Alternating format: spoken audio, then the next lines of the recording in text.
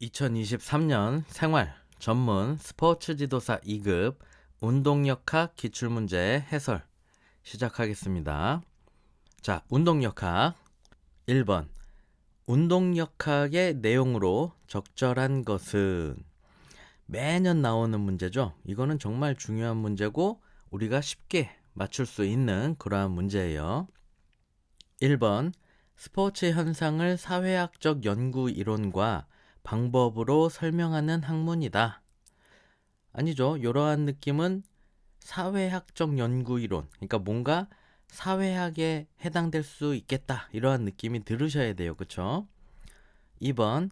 운동에 의한 생리적, 기능적 변화를 기술하고 설명하는 학문이다. 이것도 느낌적으로 딱 보면 생리적인 이러한 단어가 들어가 있죠. 그렇기 때문에 생리적인 부분에 해당되는 거 아닌가, 이러한 생각을 할 수 있으셔야 돼요. 3번. 스포츠 수행에 영향을 주는 심리적 요인을 설명하는 학문이다.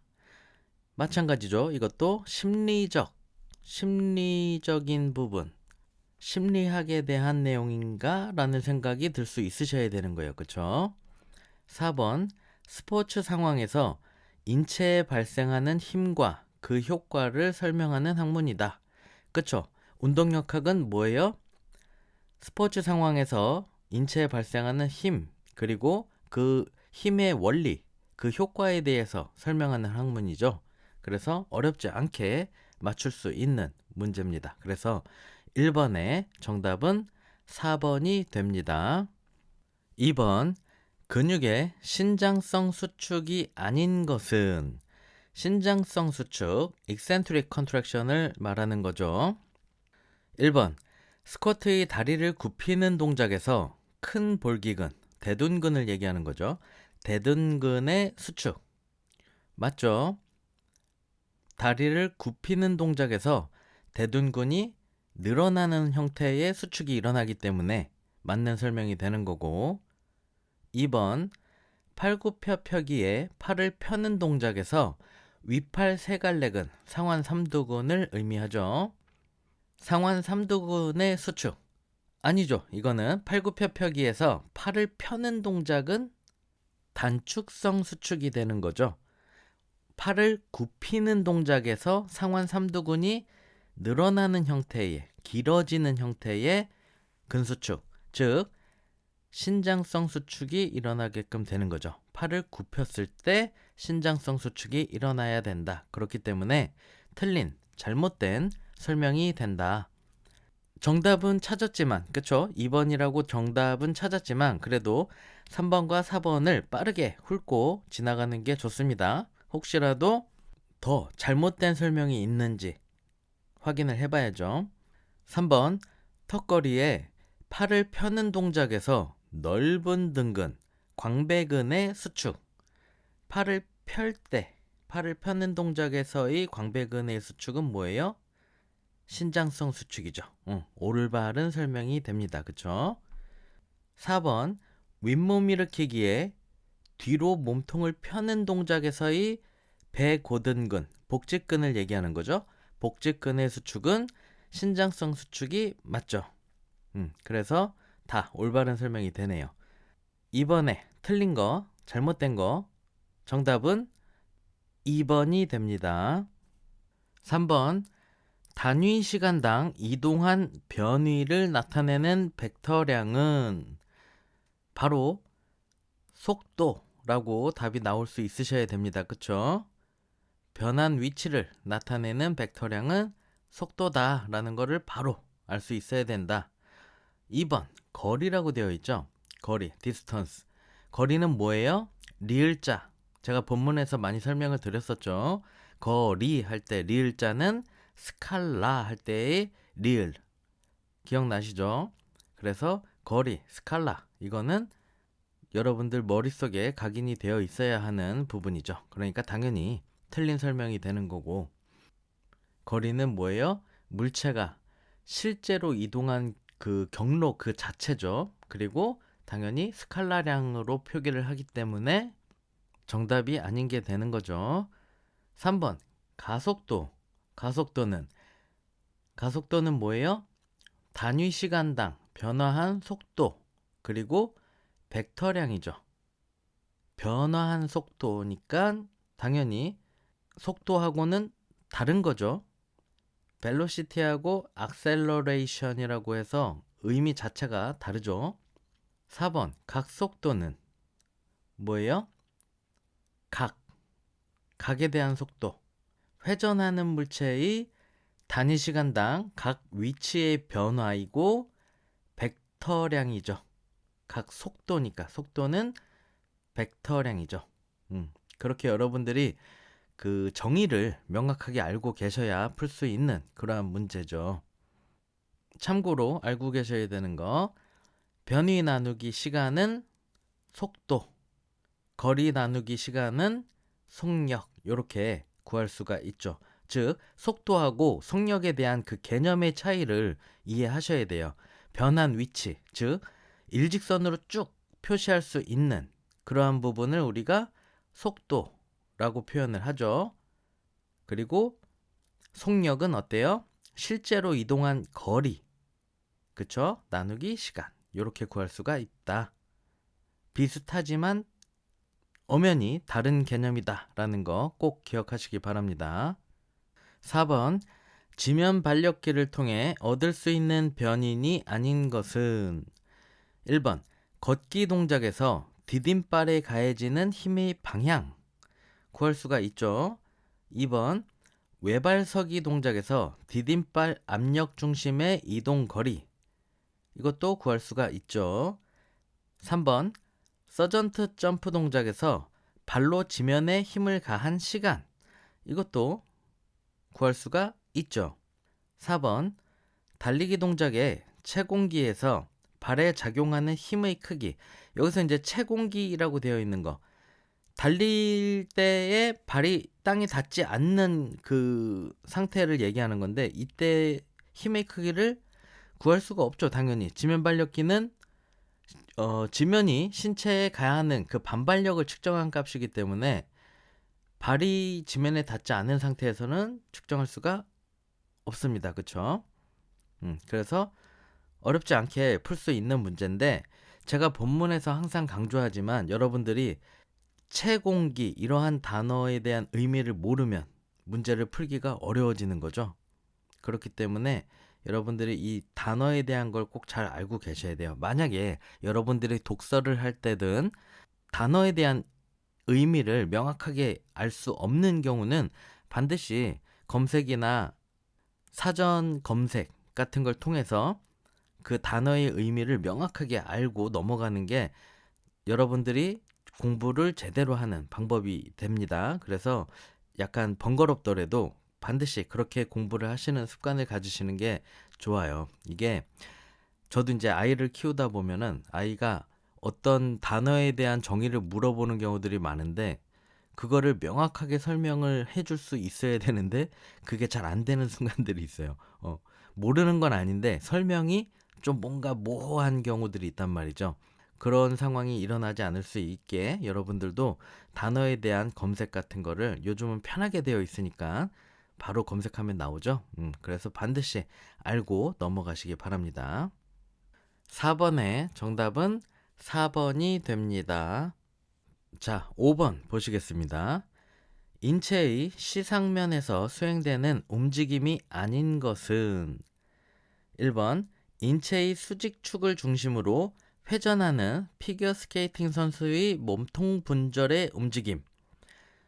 이거는 수직축을 중심으로 회전하는 거기 때문에 트랜스버스 플랜에서의 움직임이죠. 즉 횡단면에서의 움직임이라고 봐야 되죠. 그래서 이건 잘못된 부분이라고 바로 알 수 있어야 되겠죠. 그래도 밑에 같이 한번 쭉 빠르게 확인을 하셔야 됩니다. 시험 보실 때도. 2번 페달링하는 사이클 선수의 무릎 관절 굴곡, 신전에 대한 움직임. 이거는 사지탈 플랜에서의 움직임이 맞죠. 전후면상에서의 움직임이다. 페달링을 이렇게 전후면으로 하니까, 그쵸? 3번 100m 달리기를 하는 육상 선수의 발목 관절의 저축, 배축 굴곡에 대한 움직임. 이것도 마찬가지로 전후면상에서의 움직임이죠. 올바른 설명이고 4번 앞구르기를 하는 체조 선수의 몸통 분절에 대한 움직임. 이것도 마찬가지로 사지탈 플랜에서의 움직임이죠. 시상면에서 수행되는 움직임이다. 그래서 잘못된 거 5번의 정답은 1번이 됩니다. 6번 보기에서 복합운동에 해당되는 것을 모두 고른 것은 자, 보기를 보시면 기억, 커브볼로 던져진 야구공의 움직임. 커브볼로 던져진 야구공은 어때요?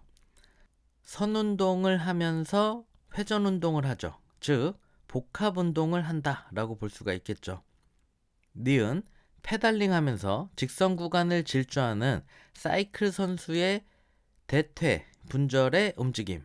이것도 페달링을 하면서 직선 구간을 질주하고 있죠. 그러니까 선운동을 하고 있고 사이클 선수의 대퇴, 분절의 움직임은 어때요?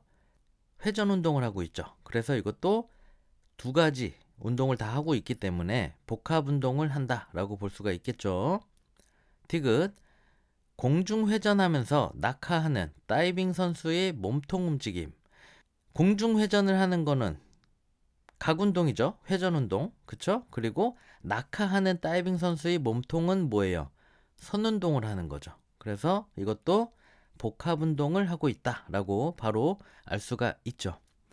결국 기억, 니은, 디귿이 모두 다 복합 운동을 하고 있다라고 보시면 되겠습니다.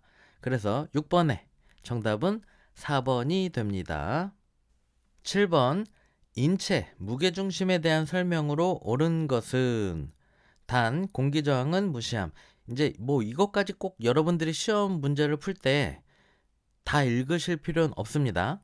항상 이 시험 문제라는 거는 그 변수가 없다는 전제를 걸어주기 때문에 단 공기저항은 무시함. 이거는 계속 이렇게 나와져요. 그래서 시간이 소요되게끔 막 이런 것까지 굳이 읽으실 필요는 없다.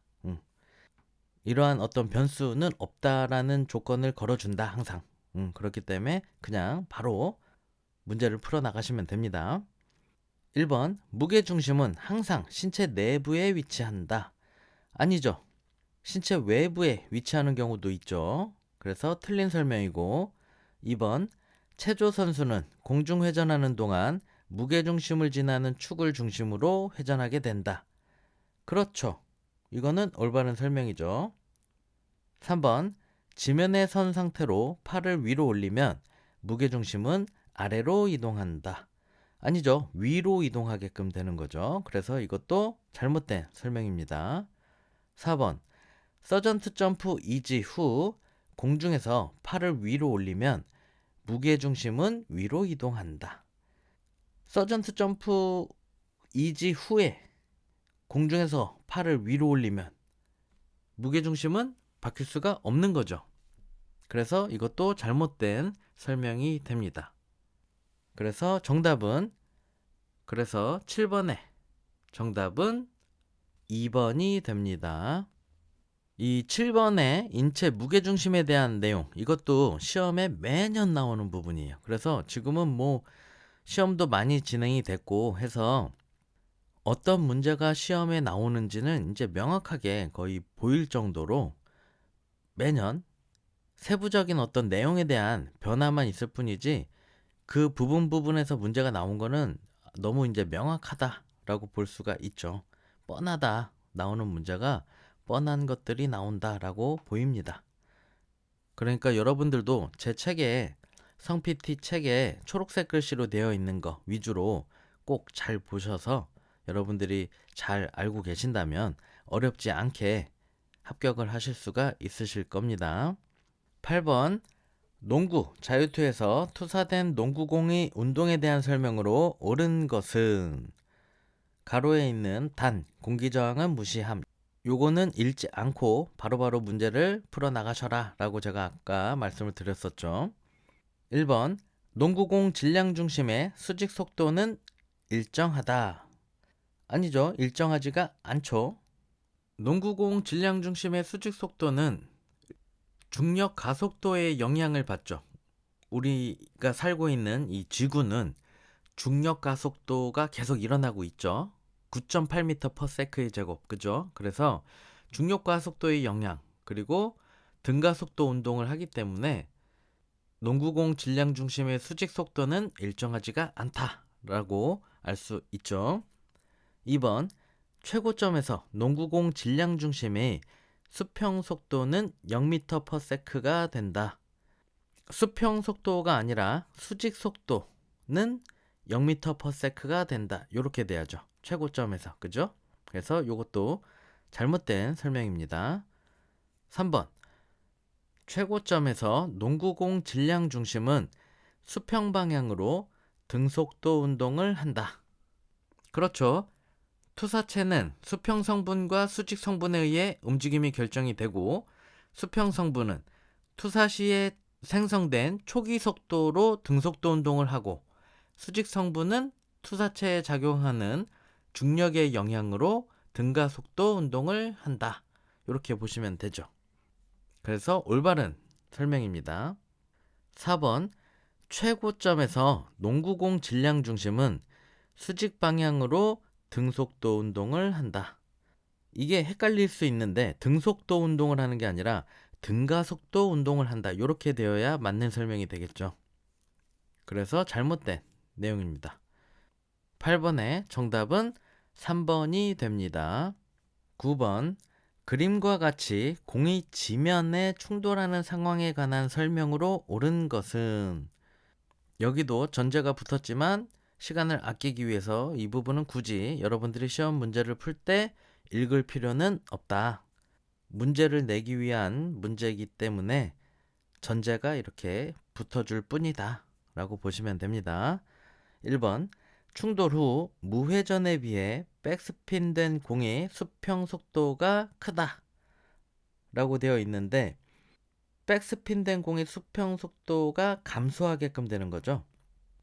그래서 잘못된 설명이고, 2번, 충돌 후에 무회전에 비해 탑스핀된 공의 수평 속도가 크다. 이렇게 돼야 맞는 설명인데 수직 속도가 크다. 이렇게 되어 있죠. 그래서 이것도 잘못된 설명입니다. 3번, 충돌 후에 무회전에 비해 탑스핀된 공의 반사각이 크다. 이렇게 되어 있는데 멀리 가기 때문에 이거는 작다라고 해야 되는 거죠. 그러니까 잘못되어 있는 거죠. 지금 설명이 잘못되어 있다. 공의 반사각이 작다라고 되어 있어야 된다. 4번, 충돌 후에 무회전된 공과 백스핀된 공의 리바운드 높이는 같다. 그렇죠.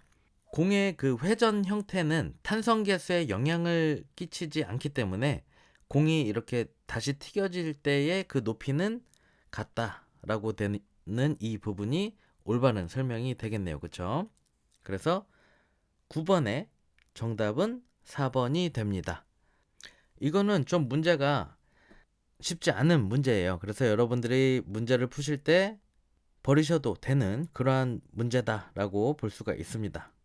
근데 뭐 조금 더 보충 설명을 해드리자면, 탑스핀 된 거, 그러니까 정회전이 일어나는 거, 이렇게 올바른 그 회전이 일어나는 거, 전진 회전이라고 생각하시면 돼요. 그러면 공이 더 멀리 쭉 나가게 되는 거고, 백스핀은 뭐예요? 역회전, 뒤로 회전되는 거. 그러면 당연히 우리가 휘날리를 이렇게 뒤로 역으로 주면 어때요? 그 각도에 영향을 주고 덜 나가게 되죠, 공이. 그러한 부분을 여러분들이 좀 이해를 하고 계셔야 되기 때문에 조금 어렵다, 쉽지 않은 문제다라고 볼 수가 있죠. 여튼 그리고 공의 회전 형태 자체는, 그 회전하는 형태는 탄성 개수에 영향을 주지 않기 때문에 높이에 영향을 주지 않죠. 공의 높이와는 상관이 없다라고 보시면 됩니다. 그래서 4번이 올바른 설명이다. 이렇게 보시면 됩니다. 그래서 9번의 정답은 4번이 됩니다. 10번, 그림에서 달리기 선수의 질량은 60kg이며 오른발 착지 시 무게중심의 수평 속도는 2m/s이다. A와 B의 면적이 각각 80Nm/s와 20Nm/s일 때 오른발 이지 순간 무게중심의 수평 속도는 어떻게 되느냐? 이것도 좀 머리 아픈 그러한 문제가 되겠는데 여러분들이 사실 시험 보실 때는 그냥 버리고 가셔도 됩니다. 만약에 좀 복잡하다, 모르겠다 싶은 거는 시간을 잡아먹을 수 있기 때문에 체크해놓고 뒤로 넘기시면 돼요. 그래서 다른 문제를 먼저 풀어나가시는 그러한 현명함이 필요하다. 자, 10번 보시면 충격량, 운동량 이거에 대한 어떤 응용 문제죠. 그래서 한번 보시면 충격량은 어떻게 구해요? 힘 곱하기 시간. 그쵸? 그리고 운동량은 질량 곱하기 속도. 이렇게 구할 수가 있죠. 그러면 60kg 곱하기 2m/s는 120kg m/s 이렇게 나오죠. 쉽게 60 곱하기 2는 120 이렇게 나온다. 그쵸?